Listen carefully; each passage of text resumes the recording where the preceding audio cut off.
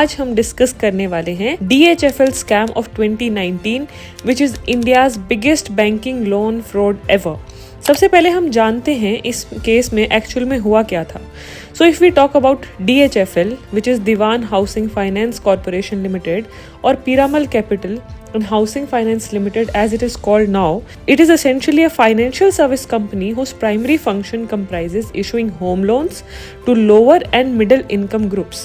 DHFL is considered as one of the earliest housing lenders in and boasts a place among the country's financial companies. अब इस case में हुआ क्या? 2022 में the officials of the Union Bank of India they filed a complaint against the Wadhwans and a few brothers. Now, who are the Wadhwans? They are the owner of the DHFL company, claiming that the group had conspired to cheat and forged books, among other serious allegations. In their FIR, ये भी mention किया उन्होंने कि इस housing company ने यानी कि DHFL ने करीब 42,000 करोड़ रुपए बोरो किए हैं 17 बैंक से, of which 34,000 crore still remain unpaid. यानी कि 42,000 करोड़ में से अभी भी इनको 34,000 करोड़ रुपए जो हैं वो पे करने हैं। इवेंचुअली क्या हुआ, ऑडिटिंग की गई इस कंपनी की bye KPMG, who was appointed to perform a special audit of DHFL's finances from 2016 to 2019. अब यहाँ पर क्या पाया गया इस ऑडिटिंग में? To assess if there are any financial wrongdoing on the company's part.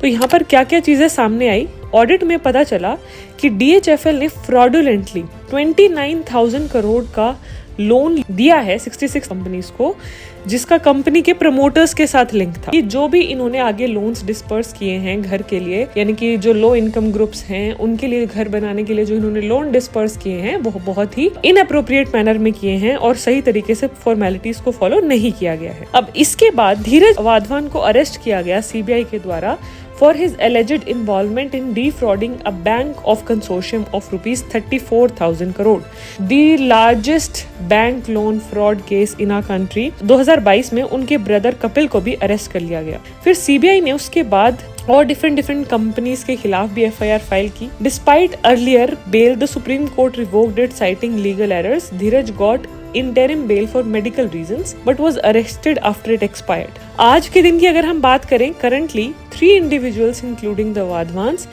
are in custody and the CBI has accused them of financial irregularities, diverting funds and misusing public money. तो ये कुछ scams में से आज हमने एक बहुत ही important scam को डिस्कस किया, that is the DHFL scam, जिसको हम क्या कहते हैं, which is the biggest banking loan fraud ever, जिसमें 34,000 करोड़ रुपए की धांधली हुई थी। अब आप लोग बताइए कि इस केस से रिलेटेड, इस पर्टिकुलर स्कैम से रिलेटेड आपको कुछ और इंटरेस्टिंग फैक्ट्स पता हैं तो आप वो जरूर हमें कमेंट बॉक्स में बता सकते हैं। कुछ और आप किसी और पर्टिकुलर स्कैम के बारे में जानना चाहते हैं वो भी आप हमें कमेंट सेक्शन में बता सकते हैं। So that's all about today's session. Thank you everyone, see you all very soon. Till all of you take care, bye bye.